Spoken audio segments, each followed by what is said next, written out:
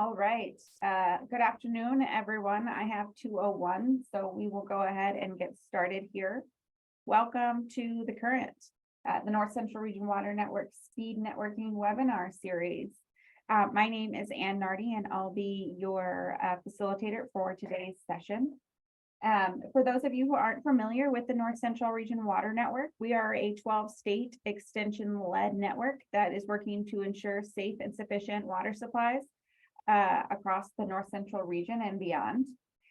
We are hosting this speed networking webinar series each month where we feature a different water related topic, and today's topic is helping communities prepare for extreme weather. So I'm excited to have three great speakers here today to be talking about community resilience, hazard mitigation planning, flood risk, and overall helping our communities really prepare for climate changes that are ahead and currently exist happening.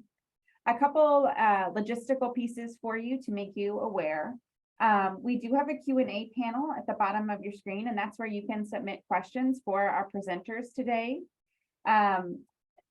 We will take all of the questions for all three presenters at the end, and you can also upvote other questions that you see coming in from attendees. So be sure to read existing questions and upvote them. We'll take those most popular questions first and answer as many questions as we have time for in today's hour. We also have the chat feature. If you are experiencing any technical difficulties, or if you have content related questions about the North Central Region Water Network or about this webinar series, feel free to put them in there. You can also talk to fellow attendees that way. But we do ask you to put all questions for our presenters in the Q&A panel just to make sure that we see them and get them answered. The other piece here is that if you are having any audio issues, you can call in and hear this via audio. There is a phone in option that can be accessed by clicking the up arrow on the mute icon and then clicking switch to phone. This session is being recorded, and we will have it in our media archive at northcentralwater.org. And we are also going to be having the PowerPoint presentations from today available for folks to review afterwards. All right, great. So with that, we will go ahead and get started. I mentioned we have three great presenters here for you today. Kayla West, Regional Resilience Office with FEMA, is going to be talking a little bit about community resilience and integrating community resilience into hazard mitigation. Lisa Merrifield with the University of Illinois Extension is going to be chatting a little bit about a community planning approach to hazard mitigation. And then we have Kate Beardmore, who's going to be stepping in for Maggie with the Wisconsin Department of Health Services, talking about the flood resilience scorecard. So kind of talking overarching about community resilience and hazard mitigation planning, and then two examples or ways that is currently being approached. All right, so first we have Kayla West. I won't read her full bio here, but she is with the FEMA Region 5 and serves a unique position as a resilience officer. So we're excited she'll be able to share with us today. So with that, I will stop sharing and hand it over to you, Kayla. Great, thanks so much. Let's go back. I'm so sorry, everybody.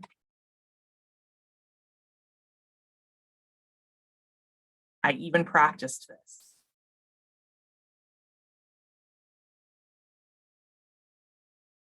There we go. Nope. There we go. Okay, my apologies, everyone. Thanks, Ann. I'm Kayla West. I'm the FEMA Region 5 Resilience Officer. It's a unique position nationwide, although there's a lot going on in the agency, and I'm hoping they really roll out additional positions. We're just going to jump right in. I always like to make sure that we're level set when we're talking about resilience. I really, really love the visual that's up right now. If we're talking about resilience broadly, we mean the ability to adapt to changing conditions and rapidly recover when there's a disruption. So we can think about this as a community, we can think about it personally, any kind of system. If you build the investments if you invest in building resilience, when there is an acute hazard, you're not going to fall as far, and hopefully you're going to recover more quickly. So we're all on the same page in terms of that. So I know we've got a really broad audience here, and if I didn't say so, thank you for having me. This is my first time participating in one of these webinars. So I know everybody is going to have a different position, and everybody's going to be working with a different geography. Some of the things that I really encourage folks to think about at all the levels that I work with them are the challenges that are going to be impacting them short-term and long-term. So short-term, we know we're seeing different weather patterns. We're seeing maybe more acute impacts, changing flood patterns, both geographically and at what point in the year. And long-term, we're going to be thinking about things like climate migration, right? That's more of the 10, 15 year timeframe.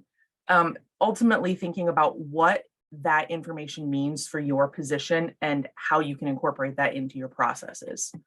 The other thing I like to touch on is no state, no county, no community is homogeneous across its geography.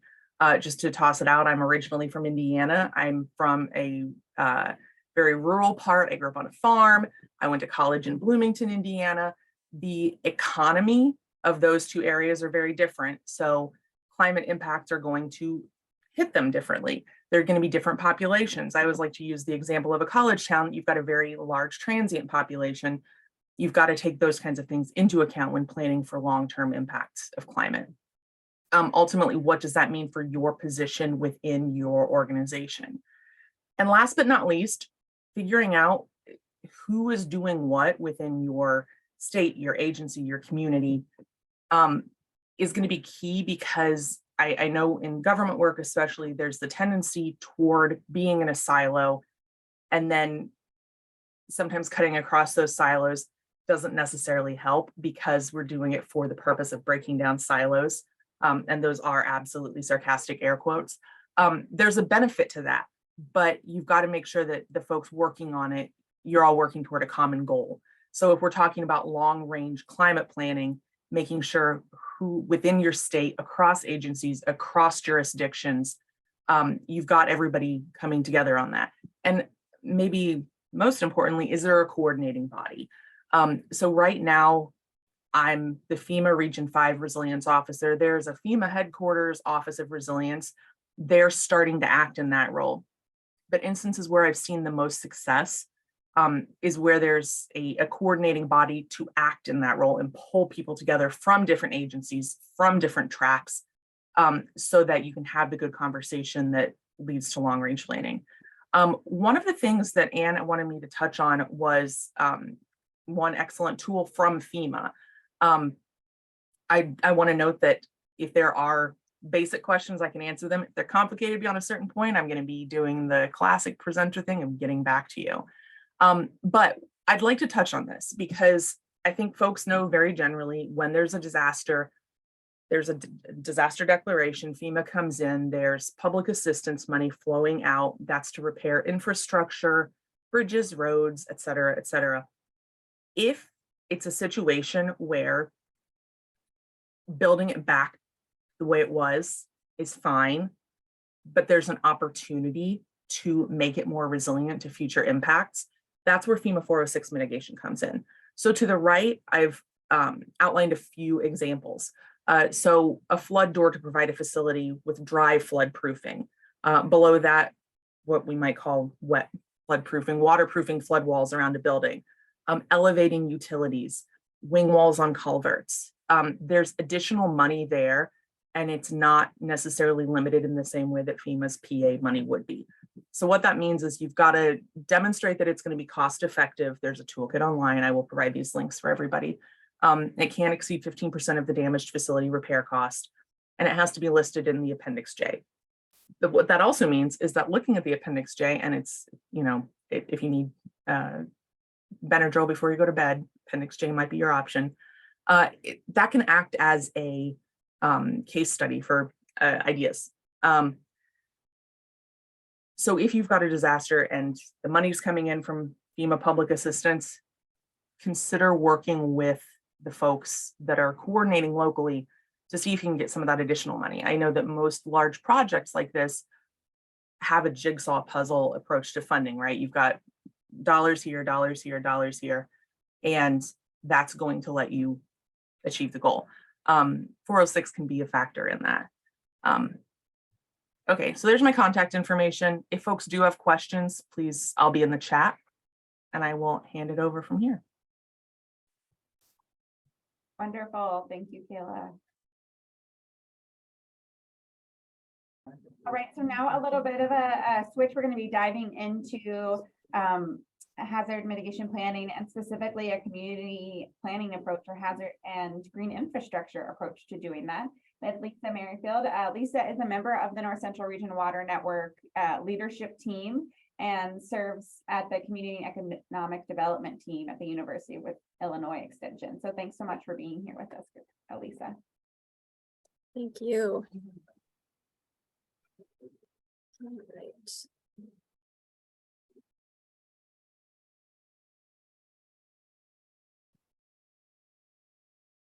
that look okay?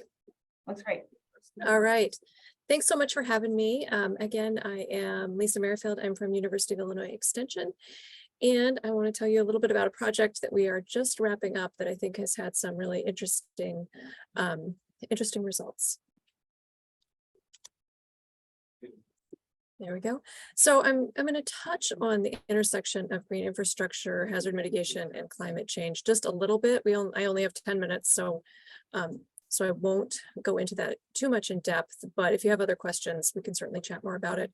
And then I'll talk a little bit about the project, a little bit about our community engagement and planning approach, and then let you know about a toolkit that will be available if this is something you're interested in implementing in your area. So here's our project team, a great diverse group of people who all bring some really amazing skills from the planning side of things to the engineering side of things to the technical side of things. So I want to give a shout out to all of those and also mention that this was funded through the Eden Extension Disaster Education Network program. So hazard mitigation, green infrastructure, and climate. We all know that our weather patterns are changing and sometimes erratically. And historically, communities, our counties are required to update what they call their hazard mitigation plans every so many years so that they can be eligible for some of that funding that Kayla mentioned. There are also things called watershed plans, which we do on a watershed level, which comes out of the Illinois EPA. And again, that opens communities up for different funding opportunities. Communities have comprehensive plans and land use plans. So there are all kinds of planning efforts. They don't always coordinate. And with climate change and the changes in our weather patterns and in the extremes, communities are really finding it more and more difficult to be resilient and to respond to those weather events. So both the US EPA and FEMA have been encouraging integration of what we call green stormwater infrastructure, and that's nature-based solutions that help to take the peak off a storm. If there is a 100-year flood, green infrastructure is not going to be a whole lot of help in the moment, but more green infrastructure, more permeable surfaces along the way have been shown to help kind of take the peak off those extreme weather events. So there's some interest in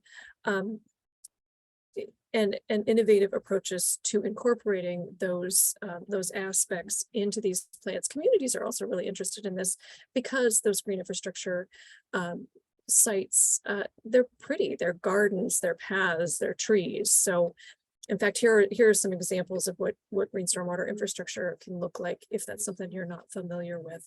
So they tend to be, really nice sites, and communities are interested in seeing how they can incorporate these kinds of features into hazard mitigation planning processes that they have to do anyway. So on our project, we, this is just sort of to recap, we recognize that weather is changing and hazard mitigation planning and watershed planning are all changing, and the way communities are adapting needs to keep up. We're also recognizing that the federal agencies are encouraging green stormwater infrastructure as part of a comprehensive solution to hazard mitigation planning. And our curiosity, being Sea Grant and Extension professionals, was how do we help communities understand what this means and what the benefits for them can be? So to do that, we took a three-pronged approach. We did some community engagement, and we found communities that were interested in engaging with us in this process. We did some planning and ordinance review exercises with them. And then we actually did some implementation. So in the communities, the pilot communities, we built rain gardens so that those communities would have an example of what these features look like and some training on how to maintain them. And then finally, developing the toolkit should anyone want to use this process in a community that they're working with. So our first community was Hancock, Illinois. It's in far western Illinois. It's a bedroom community, fairly small. It does have a few tourist sites, but they need to redo their hazard mitigation plan. So it was a good time for us to engage with them in kind of thinking about things differently. And the second pilot community we used was LaPorte, Indiana, again, a small community up near Lake Michigan. And they were interested in updating their stormwater management plan, and they were interested in redeveloping a corridor and looking at innovative ways to do that. So two communities, relatively small, slightly different purposes to let us try out this process. So, in the beginning, we met with these communities to really try and understand what their goals were, what their challenges were, where there were locations that they thought might be problematic, either environmentally, or we were really interested in vulnerable populations as well, and making sure that in whatever plan was developed, we took steps to make sure we were not only solving the hydrological issues, but making sure that vulnerable populations were as resilient as we could help them be. And this is an example of it's called the Community Capitalist Framework, and it's the way we think about community planning. So when we go into a community, we really want them to think about all 7 of these aspects. So we want them to think about their natural resources. We want them to think about their cultural resources, human, social, political, financial, and built resources. So sometimes it's a little broader than communities are used to thinking about. When you think about a hazard mitigation plan, sometimes they're just like, how do we get the water from where it's ponding to somewhere else? But we want them to think a little bit more expansively. So we encourage them to kind of think about all of those different avenues. And then in our first session with them, we really started kind of a planning process. We had them look at where the problem areas are and actually draw on a map for us where their vulnerable populations were and see where that overlap was. We had them pull out and review their existing ordinances and existing plans to make sure that anything we developed going forward was in keeping with those and would mesh well. And so plans don't typically work at cross purposes, but sometimes they can have different priorities and different goals. And then they work at, it's not to maximum benefit. The communities, when we don't do this step of kind of looking at what's already there, sometimes they are not eligible for money that they could otherwise be eligible for, or miss opportunities. So this is it's an important first step in any kind of planning process, particularly when we're dealing with these weather extremes and weather uncertainties.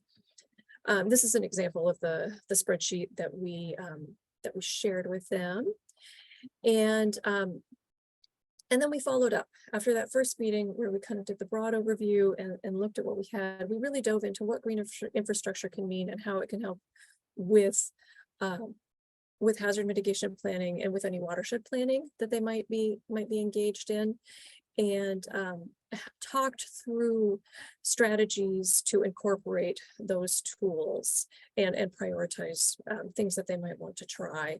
This is an example of a mapping exercise done in LaPorte using the Tipping Point Planners product that lets us look at different land uses in different areas where we might have some challenging spots. This is another view from that Tipping Points Planner tool that kind of helps communities think through what is available, what it's going to cost, and what benefit it would have. And then finally, when the communities had reached a point where they had a general plan, we weren't finished with the planning process, particularly in Hancock County. This planning process would go on through the next year. But when they were ready, we actually picked a site that they had identified as an area that needed some attention, and we brought trainers in and did a rain garden build. And some of our grant funds actually paid for these rain garden builds. So we gave them a demonstration site so that they could see what this looked like and how it worked, and train people in their communities or people in their city staff to maintain these features. One of the things we found with green infrastructure is that initially it's super popular because it's pretty and it gives a nice place to engage, but maintenance is key, and we try and train, as we do trainings to build green infrastructure, we try and make sure that that people understand that we need to build with that maintenance in mind. We need not to build something that a community doesn't have the tools and infrastructure to maintain. So you see there aren't a ton of plants here. There are relatively few species, and that's one of the pieces is making sure that we don't that we don't overpromise or oversell. So again, we started that planning process. We took the communities through some tools. We had them look at some ordinances, and then we actually put something on their site so that they could work with that and see how it works. And then finally, as I mentioned at the beginning, we as a team are putting together a toolkit that will be available for any practitioners who are interested in seeing our process, and we're providing copies of presentations, all those kinds of things, so that this process can be replicated as we have more and more communities who are interested in engaging in hazard mitigation planning with some green infrastructure tools and processes. So with that, her leads on the projects. Kara Zalazar can talk to you about Indiana. Carrie McKillop can talk to you about Purdue. Can talk to you about the Illinois site, and I can talk to you about the green infrastructure piece. So with that, Anne, I will turn it back over to you. Wonderful. Thank you so much. All right. Our next presenter, we actually were originally going to have Maggie Phelan, but she's feeling a little under the weather today. So her colleague, Kate Beardmore, is going to be stepping in. Kate is the Climate and Health Program the Climate and Health Program Evaluator with the Wisconsin Department of Health Services. And they're going to be talking a little bit about the Wisconsin Flood Resilience Scorecard, some of the work that went into that, and maybe how that might be pertinent for other communities or other states. So thank you so much for being here, Kate, and for stepping in.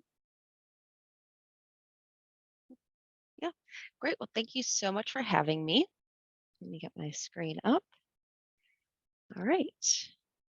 So yes, like she said, my name is Kate Beardmore. I'm the evaluator for the Climate and Health Program. We are located within the Wisconsin Department of Health Services, specifically in the Division of Public Health. And I'll be going over the flood resilience scorecard and how we're assessing flood resilience through the lenses of the environment, institutions, and society. A little bit of background on our program. We study the climate change impacts on public health, and we use best practices to help identify different adaptation strategies, tools, or trainings that communities can use to specifically look at climate change in an equitable way and its impacts on health outcomes. We also do some public awareness on the connection between climate and health, and we're also working on building our internal state capacity to address climate change.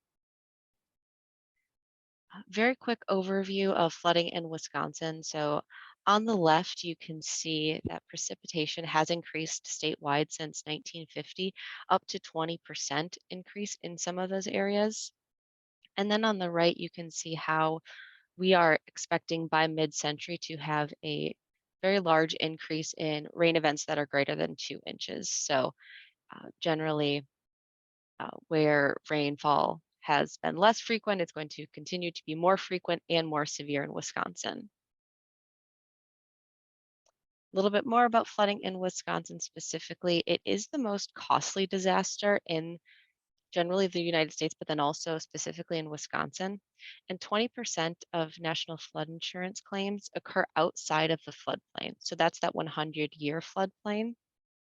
So when we think about that, we really need to think about that. We're not just thinking about who's within the floodplain, but being resilient outside of that. And we're also finding that it's becoming more like a 60 to 70-year storm instead of that 100-year storm. So our maps are increasingly becoming outdated as the the rainfall is increasing in frequency and severity. So really, how do we help communities stay resilient as we're seeing these changes in flooding in Wisconsin? To further connect public health with flooding, we do find that there are some potential immediate consequences, which include drowning and hypothermia, but also the lack of medical access to records or prescription drugs can happen immediately with flooding. Also, contact with waterborne vectors such as mosquitoes or sewage-related pathogens happens in the current state of flooding. But then there are also long-term public health consequences that can happen. So mold-induced asthma is one can see the spread of communicable diseases in shelters as people are seeking refuge after a flooding event. There's also the psychological effects and the mental health effects, including post traumatic stress, that can happen in the weeks to months after a flooding event, which is one of the main drivers as to why we developed the Flood Resilience Scorecard. And the Flood Resilience Scorecard, or FRS, consists of three main components. The first is the scorecard, which is the guided conversation with local officials to determine the flood resiliency of their community. Then there's a data companion that provides some background information that might be more difficult for smaller communities to find or just more timely for communities to find. So we provide that up front. And then also recommendations that we provide anywhere from major infrastructure change to low, no cost recommendations. And like I mentioned, we're trying to make this a comprehensive whole community approach. So we're looking at three different areas of the community. That includes the module one, which is the environmental module, and an institutional module, and then a social vulnerability module. So to dive into the three different modules a little bit, the environmental lens helps us to understand the physical and natural landscape characteristics, such as the precipitation patterns, the slope and elevation in the community, the land use, future development use, and agricultural practices of that specific community. The institutional module is going to help communities look through their flood resilience of the lens of the government and infrastructural capacity, the content of existing policies and community plans that might impact flood resiliency. There are questions addressing resource inventory and mapping, plan quality and coordination, staff and technological capacity, tools, implementation, and enforcement. And then the final module of the flood resilience scorecard is the social lens that we look through, which really is looking at the socioeconomic sources of vulnerability and the potential for community partnerships. So it emphasizes that understanding the flooding's effect on health can help a community develop a more holistic and equitable approach to resiliency. It includes questions looking at socio-demographic characteristics, transportation, housing, health indicators, and different community partnerships. So up to current day, we have had 16 municipalities and 2 counties complete the flood resilience scorecard. Vernon and Monroe County are the 2 purple counties that are indicated on the map. We have reached out to a handful more communities, but these were the initial ones that we've worked with. And through this initial small subset, we have discovered that what we found, I should say, is that communities with larger populations were often found to be more flood resilient. So on this graph here, the lower the number, the more resilient the community. And while we don't have specifics and we're actually working on evaluating this information to understand where that might be, why that might be, we believe that it's likely due to things like staffing and resources, technical capacity, specifically looking at flood management. A few other high-level findings that we've found, um, again, it's that there's that lack of staffing and resources and limitations that we believe are the greatest barriers, but also that it's largely absent from most at the local level. Smaller and rural under-resourced communities are less likely to participate in flood preparedness planning. And really, there is a lack of a conversation around public health when thinking about flood resilience, which all leads us to all points us to how the flood resilience scorecard can help smaller and under-resourced communities participate in that conversation, thinking about public health. So we did participate in the Climate Intersections Conference in Duluth, which is how we were connected to this great webinar series. And we're so thankful for that connection. And I wanted to provide a couple of highlights that we learned specifically from that symposium that are helping us with the flood resilience scorecard and understand how it can be used in communities. So the first thing that we discovered was in talking with the individuals at the symposium was that it was simple to follow and it was straightforward. It We are in the current process of moving it from a facilitated one-to-one conversation to an online format, so communities can move through the flood resilience scorecard without having to set up a meeting or a conversation with us. So it was really important for us to know if that was feasible and how that could be done.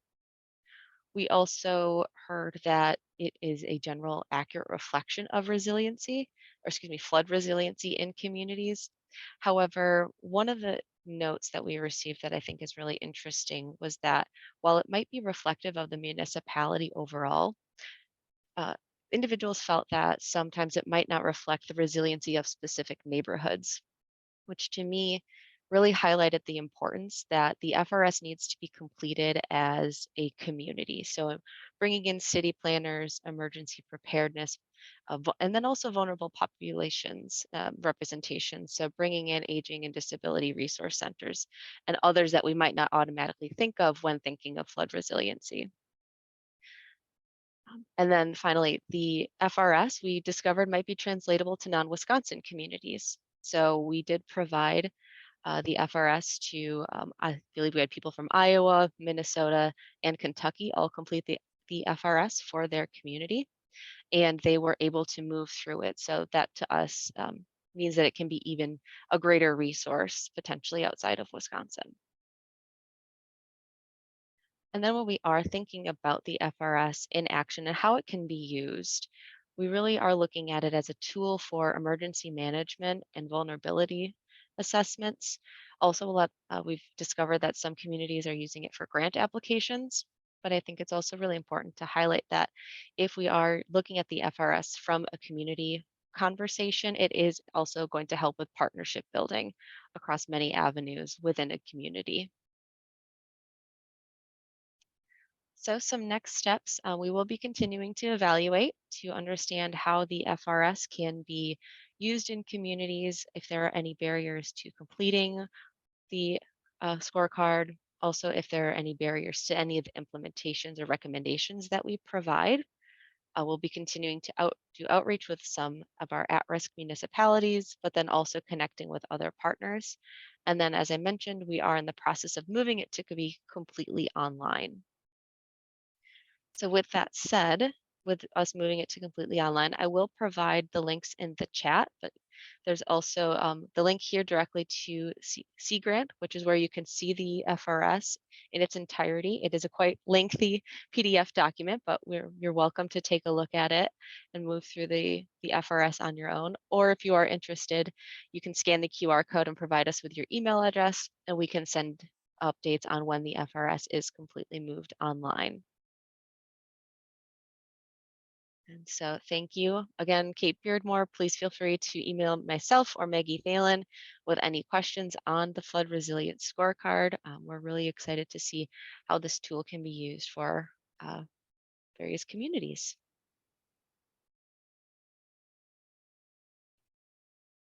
Wonderful. Thank you so much, Kate. I really appreciate it. Looks like we have a lot of great questions coming in. So we're gonna move to the Q&A portion of the presentation here. All right, so it looks like, let's go with some questions that got some upvotes here. I think folks are a little curious to learn from you, Lisa, about a little bit more about the community capitals framework and if that includes green infrastructure or if you added that in. What was the framework you used when calculating the green infrastructure components? That question's from Amanda in Kentucky.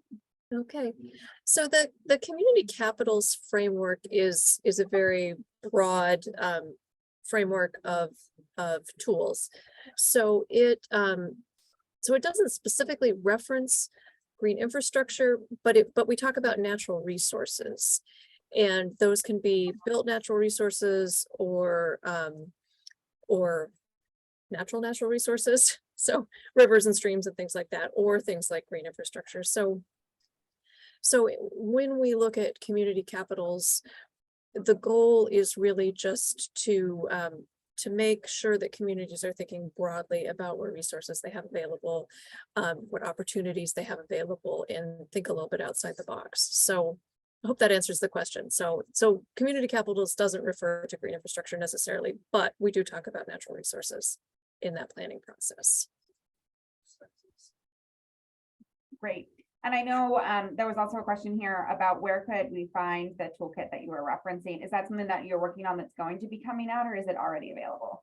It will be coming out, and yeah, I saw that question. And Anne, why don't I send it to you to send out in the newsletter when it's available? Yeah. Would that work? Yeah, so the newsletter that Lisa is talking about is the monthly newsletter that we have through the North Central Region Water Network. So if you're not signed up for that, you will be from joining this webinar, and we'll make sure that folks can get access to that. The next question looks to be for Kayla from Melissa. She's interested in learning more about using FEMA flood-prone properties for stormwater mitigation and community park and projects, and how can communities go about identifying, acquiring, and converting these properties for added green infrastructure? Yeah, definitely. I was just getting ready to start typing an answer, but I'll answer it live. So the planning beforehand, that's just going to be a matter of identifying properties in the floodplain that, if they are damaged by a flood, might be eligible for buyout. That's just going to really kind of depend on the community, what the goals are, and also doing whatever you can to avoid the piecemeal situation, because you do get that sometimes. You can buy out half a block if the other half of the folks aren't willing to relocate. Sorry, just a second, I'm going to go back to it. Oh, you answered. Okay. I'm sorry, was there a second part to it? I can't find the question again. Oh, there we go. Okay. How can communities go about identifying, acquiring, and converting these properties for added green infrastructure? So the acquisition process, that's going to be your best resource for that is going to be your state hazard mitigation officer, the SHMO, because they are going to oversee that process at the state level if there is a disaster declaration. The planning process for identifying those properties, that's going to be happening at the community level. And then really from there, the sky's the limit in terms of what you're hoping to accomplish. One thing I will point you toward is climate.gov has a lot of really great case studies. So it's organized on a map, but you can kind of look around and filter it by project and see what the potential, what's out there, what the potential projects are, what can be accomplished. And there's just a lot of good information about what those timelines look like, what the decision-making process looks like. So that's really a great resource as well. And sorry, that's not just on climate.gov, that's the resilience toolkit. I'll link it. Wonderful, thank you. And thanks for giving us the lingo of SHMO. I haven't heard that before, and I kind of love it. Okay, the best acronym. The next question is for Lisa. Michelle is curious a little bit about the community planning process and who was engaged. Was it the general public, government entities, etc.? And did the community get to make those decisions on the green infrastructure practices? I know something you worked on a lot is not only what practices are selected, but where they're placed. Mm-hmm. Yeah, so in our process to date, we're primarily working with local government officials and SHMOs in the state. And those hazard mitigation officers, and if there are hospitals, there are typically emergency management people. So those are the people we're typically engaging in this process up front. We have not gotten to the point in Illinois of doing the more broad brush general public look. So we're just at the beginning of that plan. So for our purposes for this project, we were really working with local government officials and people at critical facilities. Was there a second? So I guess did the community make decisions? Not as like there was not a referendum or something that went out. It was based on those people who are doing the hazard mitigation planning and are the planners in the local government. Yeah, great. But another resource that might be helpful for folks, Lisa, just because I'm familiar with it, is that equitable green infrastructure report that y'all put out. That was really interesting in thinking about placement of green infrastructure and doing that in a community in an equitable fashion. Maybe get Michelle, your point there. Let me try to dig up a link for that and put that in the chat as well. Yeah, that was a project we did a few years ago, looking at in some of the larger cities, green infrastructure installations have caused some gentrification and displacement of vulnerable populations.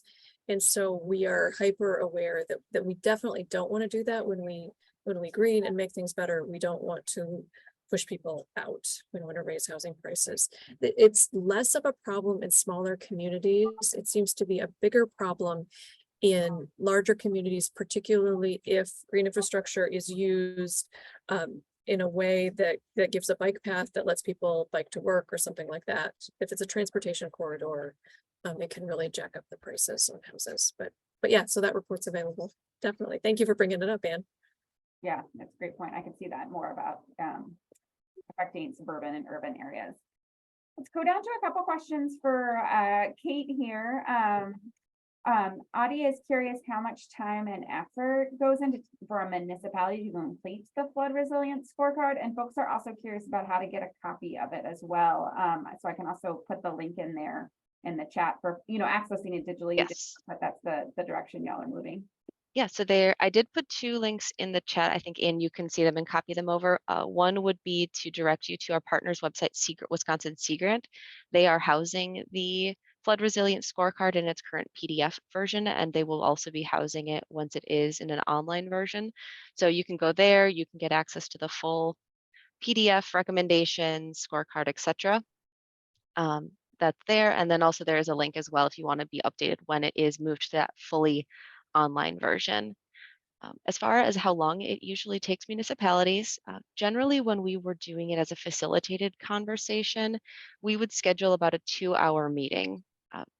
Usually where we're very close to that ballpark. Some municipalities wanted to do a little bit more research after the fact and come back. We might do another like half an hour, hour-long conversation, but I think 2 hours is a really good estimation of time, especially if you have a number of people who really know the intricacies of different parts of the community, the infrastructure, the planning, the land use, things like that. Also, for Wisconsin communities, we can provide that data companion, which has quite a bit of information on NFIP plans, on land use, on some of those data points that might be a little bit more timely for a small municipality to try to go find on their own. We can provide that, and that reduces the time that it would take for a municipality quite considerably. Great, thank you. Yeah, but with just 2 hours, you're not talking about a huge investment here and trying to figure out what is your risk and what are some actions can be done. Ryan's curious, Kate, just to build on that, if the scorecard provides identifying or prioritizing actions, or if it identifies geographies like locations of social groups that are particularly vulnerable in that activity. Yeah, so based on the score that's received, we then say the scorecard would then recommend, to look at these lists from the infrastructure or from the socially vulnerable module to look at the recommendations provided.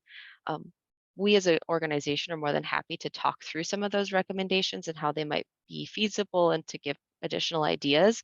But right now, as the scorecard stands, what we're able to do is say, here's the breadth, because we also don't understand necessarily the financial ability of each municipality. So by providing all of the recommendations based on if it's needed in the in each of the modules, then the community can decide what is feasible for us. Because again, we've got those low, no cost recommendations all the way to major infrastructure changes. Absolutely, thank you. Teresa has a question, I think towards Lisa, but I think this could be pertinent to others. And I think it's a really good point. For the sustainability part, I understand many city and state governments would rather spend more capital costs versus maintenance and training. Is that your experience? The rationale is that many government agencies have fund issues or resources to pay for low impact development. So they use that to construct a project, but then fall short on maintenance necessary to, let's say, keep a green roof or a rain garden going. Thoughts on that? I think that is a really good point, especially sometimes I think about it with rain gardens in particular, green infrastructure process. Some folks might interpret the maintenance differently, especially if it's native plants. They're saying, oh, this looks bad. You know, I think there's some pieces to that in terms of maintaining green infrastructure and green gardens. Yeah, definitely. It's certainly a different way of thinking about it. And when I started doing this work, there were a lot of, engineers in cities who were like, I can put a pipe under the ground and I know how to measure it and I know when to maintain it and I know what to do with it. But I've really found that is changing. I'm finding that more and more communities are more interested in these kind of innovative approaches. And one of the things green infrastructure does is it provides what we call co-benefits. So there are societal benefits to having more green space. And there's a lot of research that goes into that. I mentioned the negative piece of raising housing prices and displacing vulnerable populations. The positive piece is retail sites with green infrastructure installations can charge higher rents and have higher revenue. So there's this give and take. So the maintenance is still an issue, and we really want to be careful if we're recommending green infrastructure to a community that we make sure that they understand what this means long term. However, I'm really seeing a shift in attitudes and interests. An example of this also, particularly in small communities, when you talk about permeable pavements, and permeable pavement is quite a bit more expensive to put in than traditional pavement. But when you start talking about the fact that because there are gaps in the pavement, typically you use less salt and you don't have to plow. And there are times when there would be too much snow to do that. But for the most part, a normal snowfall, you don't have to plow because there's enough surface coming up, or enough heat coming up from the surface of the earth to melt that snow. And so communities are like, well, that's interesting. So that could offset some costs. And so one of the things we also try to do is look at life cycle cost analysis and what does this really mean long term? One other thing, and then I'll stop talking about this. I've thought a lot about this and done a fair amount of research and talked to a lot of communities about it. But in the shifting attitudes, another thing we talk about is with gray infrastructure, you're maintaining a pipe, so you're hiring an engineer once. With green infrastructure, you have the potential to do workforce development. And there's an organization called that certifies people to do green infrastructure maintenance called the National Green Infrastructure Certification Program. And so they're really interested in making sure that there's a standard and an understanding of what green infrastructure maintenance looks like, so that if a community is participating and wants to install, they know what they're going to get at the end. So anyway, all that is to say, it is an interesting point. I'm seeing it shifting, and the resources and tools are catching up to make sure that communities understand what they're doing and understand the benefits that they're getting from a change in practices. Yeah, I think that's a really great point and really interesting to think about. Terms like maybe maintenance and training isn't so much of a maybe when you first think of it, might not be super appealing for folks to write it in, but if you're mentioning things like, creating jobs or, eliminating labor assaulting and plowing, I had never thought about that before. I think that's awesome. So yeah, really Yeah. ways to frame that message. I find permeable pavement is the gateway green infrastructure practice. Like Gateway. it is. They're like, All right. oh, No, now I understand. we have another question for you, Lisa, from Prem, wondering about quantifying the amount of excess water that the mitigation structure would hold during rainfall events. Is that something that you have experience with or you worked on in this particular project? So, so I should say I'm a planner by training. So I help communities decide what they're interested in, what those co-benefits look like. And I love my engineering colleagues. So there are lots of metrics with what the soil type looks like and how deep you dig and what plants you put in that will measure what a rain garden is going to hold. And I will say that we've had rain gardens where we have decided not to build the garden because those engineers say, hey, this isn't going to hold the amount of water that's going to come down. You're going to get it washed out. So I really work closely with engineers and really rely on those folks to help us do the calculations on that, on what capacity we have. I will also say, if you're building, there was a question about buyouts and flood prone lands. A lot of times that's not a good site for green infrastructure because there is the potential for too much water. Green infrastructure can only really take, about the first inch of rainfall and hold it. And any more than that potentially is creating more problems. So I guess the short answer is I work with engineers and there are good models and good methods to know what our capacity would be at a particular site and measure the hydrology to know what we need to be able to capture. Yeah, no hard and fast rule there. It's going to be site specific. It's very site specific. Great. Looks like a note from Teresa there about the rain water gardens capacity. There are a few manuals out there from Minnesota and Tulsa. She's from Oklahoma that are in the works that can measure impervious surface. Yes. Yeah, there are lots of great tools and an increasing number of really easily accessible kinds of things too, so that you know what you're building. Yeah, and really mixing that engineer with the planning and the social science and getting the outreach and engagement, right? Which exactly. we're big fans of over here at the North Central Region Water Network, having the facilitation and the people and human capital along with also the science to know, yeah, this is going to be an effective site. I think that's an important point. Wonderful. Well, thank you so much to each of our presenters. I don't see any other questions here in our queue.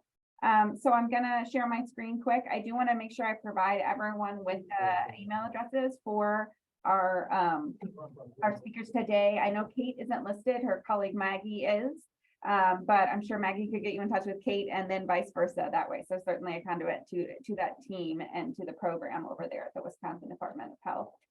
So if you had a question today that comes up after the webinar and you'd like to reach out to them either for more information or to follow up on those questions, we encourage you to do so. I also want to take a moment and let you know about 2 other webinars that the North Central Region Water Network and our teams have that are coming up. So we actually have a webinar next week, Wednesday at the same time from our soil health team. They have a soil health digital cafe that's done on a monthly basis, and they're going to be talking water too. Dr. Anna Cates out of the University of Minnesota is going to be talking soil health practices and water behavior. What is the connection there and efforts to quantify that soil function?